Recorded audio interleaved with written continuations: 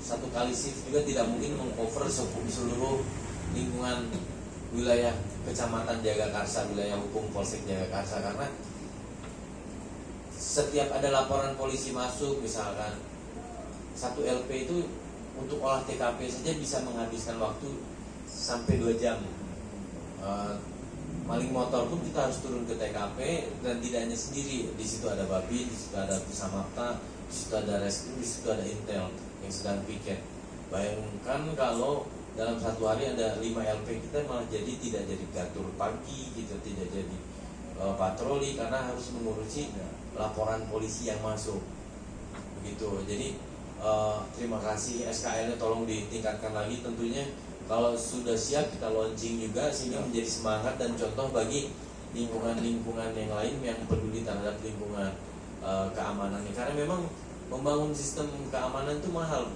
Belum kita bekerja aja bikin seragam aja sudah nggak mungkin, nggak hari itu ratusan ribu kan. Beli baretnya aja berapa kan? Baretnya juga keren-keren kan.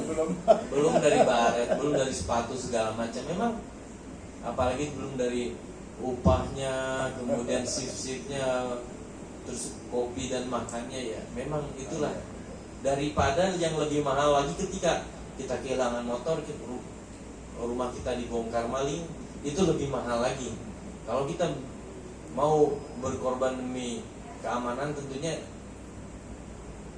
daripada kita rugi lebih besar lagi karena lingkungan kita atau karena ada kejadian di rumah kita yang seharusnya tidak terjadi kalau kita tidak lengah dan kita peduli terhadap keamanan.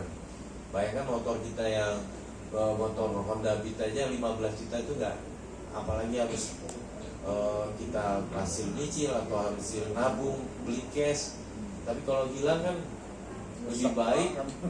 Pertama harus bikin laporan kehilangan, bikin laporan polisi, belum tentu juga bisa terungkap pada hari itu juga.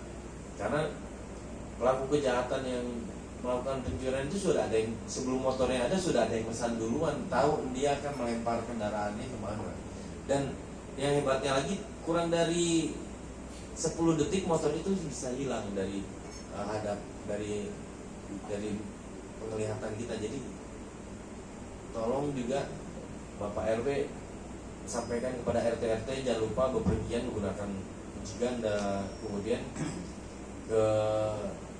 itu terkait hal-hal tersebut. Kemudian kalau ada ini masalah narkoba kita yang memang masalah buat remaja, bahkan yang udah tua pun masih ada yang kecanduan narkoba, Pak. Dan ini terjadi tidak hanya di kalangan sipil, kalangan Polri pun ada yang memang kecanduan barang haram tersebut. Karena induknya kemaksiatan ya dimulai dari khamr dan narkoba itu ya. Jadi yang orang baik bisa rusak gara-gara narkoba. Yang tadinya tidak mau berzina jadi berzina, yang tadinya tidak mau membunuh jadi membunuh, yang tadinya tidak mau nipu jadi nipu gara-gara pakai narkoba. Nah, kalau ada di lingkungan kita yang mencurigakan bisa dilaporkan ke kami untuk direhabilitasi, Pak. Karena dari surat edaran Mahkamah Agung juga, apabila hasil asesmen dia seorang pecandu, kita tidak akan proses hukum sebagai pengedar ataupun bahkan penjual, kan. Tinggal kita lihat perannya sebagai apa. Karena sudah kecanduan itu udah angel, Pak, udah susah untuk kalau kita tidak ada upaya tegas dan upaya yang niat, Pak. Kalau cuma jangan pakai narkoba, gak akan pernah didengarkan kalau orang yang sudah kecanduan. Karena apa saja bisa. Saya pernah mengeksekusi rumah yang seorang guru karena anaknya kecanduan narkoba. Rumahnya untuk membebaskan anaknya dari kecanduan narkoba, dia habis uang segala macam, dan akhirnya rumahnya digadaikan dan akhirnya tidak terbayar rumahnya, dieksekusi lah. Jadi saya mohon, itu bisa merusak anak-anak kita, bisa merusak generasi kita, dan tukang jual narkoba ini banyak 1001 cara untuk membuat pasarnya tuh, karena kita Indonesia ini bagian dari daerah selain produsen jadi konsumen juga, apalagi 330.000 jiwa yang ada di sini jadi pasar yang memang luar biasa. Dan ini jadi sebelum lebih jauh lagi, sebelum overdosis, sebelum ditangkap oleh petugas, lebih baik secara kesadaran dari lingkungan bisa menyampaikan dan melaporkan sehingga tidak menyebar ke saudara-saudara atau anak kita yang lain. Itu narkoba. Kemudian kalau penipuan pun sekarang sudah menjelma. Kalau ada yang ngirim link yang nomornya tidak dikenal atau mengaku bank atau mengaku petugas dari finansial peminjaman, jangan kita layani, tidak perlu diklik, mending dihapus saja. Kalau diklik dia akan masuk ke dalam sistem handphone kita dan akan menginfiltrasi sistem kita. Tahu-tahu SMS banking atau tahu-tahu rekening kita bisa terkuras lewat handphone kita, karena sekarang rekening kemudian data diri ada di dalam handphone kita.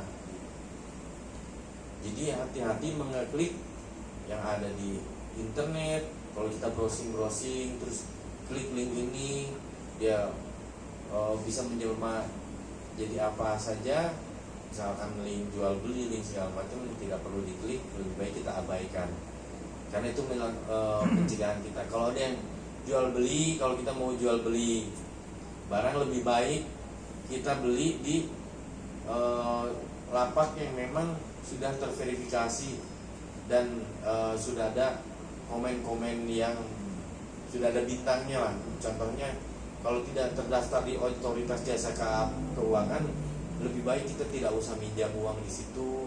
Kemudian kalau tidak, misalkan di Facebook, di Instagram ada yang jual beli barang dan harganya lebih miring dan murah, lebih baik jangan Pak. Mendingan Tokopedia, Bukalapak ataupun Lazada ataupun yang sudah ada iklannya dan terakreditasi dan diakui oleh otoritas jasa keuangan. Saya rasa itu Bapak. Yang penting kalau ada pertanyaan, kalau ada yang ingin mengganjal di pikiran, bisa ditanyakan lewat WA ke saya atau ke Pak Irwan atau ke Pak Babin, sehingga saya akan mencoba menjawab sesuai dengan SOP yang ada. Jadi jangan ragu kalau misalkan bagaimana membuat SKCK. Nah sekarang Pak Agus juga, kalau ada saudara kita yang mau bikin SKCK, yang penting data dirinya dikasih tahu, nanti bisa. Kalau di sini SKCK diantar juga Pak Agus, bisa kan? Bisa, tenang. Pokoknya semua rapi, beres sama Pak Agus. Karena setidaknya terutama kalau menjelang perpanjangan kontrak itu ya, PJLP atau yang mendaftar mencari lowongan kerja, itu memang membutuhkan SKCK. Tapi kan setelah datang jangan sampai ketinggalan syaratnya apa, fotokopi KK, fotokopi KTP. Itu kan sayang sekali kalau waktu kita bolak-balik hanya karena kita lupa bawa fotokopian apa yang diperlukan kalau kita mau bikin SKCK di Polsek. Itu Pak.